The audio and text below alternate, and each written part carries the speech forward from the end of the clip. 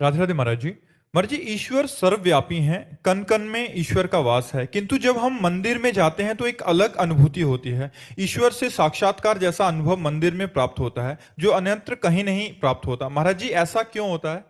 हाँ, भगवान का अर्चावतार कहा गया है। जो श्री विग्रह है उसमें भगवान की प्राण प्रतिष्ठा की जाती है।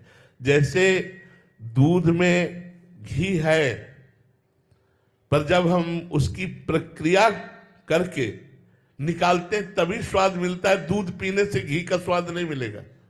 दूध को दधी रूप में जमाना, दधी का मंथन करना, मक्खन निकालना और फिर उसे तपाना, तब उससे जो निकलता है वो घृत होता है।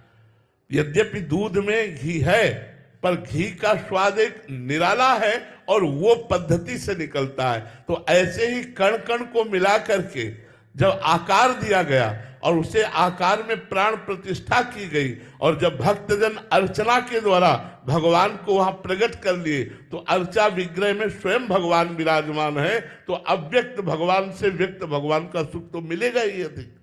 तो जब हम मंदिर में जाते हैं तो एक विशेष परमाणु, एक विशेष आनंद, एक विशेष सुख मिलता है, क्योंकि वहां भगवान प्रगट अर्चा विग्रह के रूप में विराजमान है।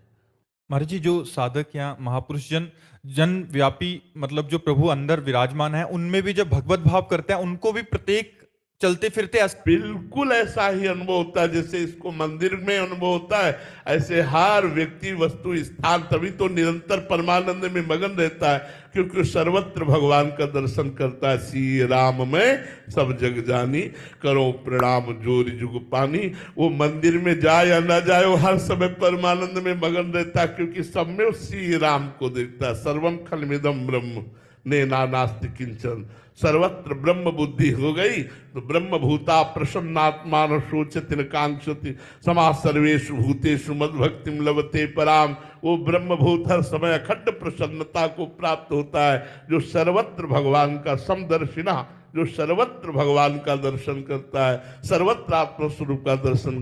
पर वो बच्चा ये अपना अनुभव बता रहा है, ठीक अनुभव बता रहा है, पर ये साधारण कोटि का है। लेकिन असाधारण कोटि का अनुभव यह है कि क्रूर पापी को भी देख करके भी अपने भगवान की स्मृति में, भावना में तन्मय हो जाना। तो जो मंदिर में सुख है वो कण कण में सुख है, ऐसा अनुभव हो जाएगा। तो महाराज जी क्रूर और पापी की जो प्रकट में लीलाएं होती हैं, तो उस समय अंदर विचार क्या होता है? जैसे हीटर गर्मी फेंक रहा है, लेकिन विवेकवान हीटर की गर्मी और कूलर, फ्रिज आदि, एसी आदि की ठंडी, इन क्रियाओं को देख करके बिजली को नहीं भूलता। उसको पता है बिजली दोनों में एक है। हीटर की गर्मी में और फ्रिज या एसी या कूलर आदि की ठंडी में बिजली तो एक ही है ना। तो ऐसे क्रूर पापी और पुण्यात्मा महात्मा दोनों में भगवान तो एक ही विराजमान है, क्रियाएं दोनों की अलग अलग है। जो क्रिया को देखता है वो कारण को नहीं समझ पाता, जो कारण को देखता है वही समझदार है। कारण सबका परमात्मा है, वही विराजमान सब रूपों में है। गायत्री जी उत्तराखंड से। महाराज जी आपके चरणों में दंडवत प्रणाम।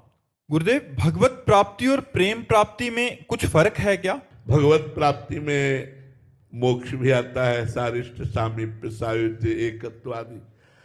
लेकिन प्रेम में एक दुर्लभता है, वो मोक्ष भी। दीयमानम न ग्रहणंति बिना मत सेवनम जना, वो मोक्ष देने पर भी स्वीकार नहीं करता।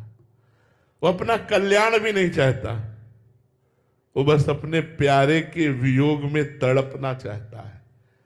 प्यारे का नाम ले लेकर के उसकी याद में रो रो करके समय व्यतीत करना चाहता है। ऐसे प्रेमी जगत को पावन करने वाले होते हैं।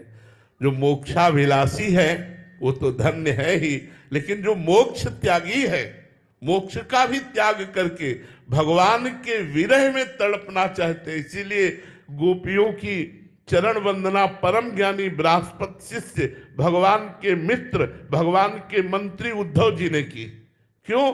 क्योंकि गोपियां हर समय भगवान श्री कृष्ण के प्रेम में उन्मत्त रहती थी। ग्रह कार्य करते हुए भी कृष्णाकार वृत्ति रहती थी। विक्रेतु कामा खिल गोप कन्या, मुरारी पादार पिचित्त वृत्ति, दध्यादिक मोह वसाद ओचर, गोविंद दामोदर माधवेति। इतनी तन्मयता थी कि बोलना चाहिए दही ले ले दही, तो बोलती कोई गोविंद ले ले, कोई दामोदर ले ले, कोई माधव ले ले। भगवत प्रेम अत्यंत दुर्लभ वस्तु है।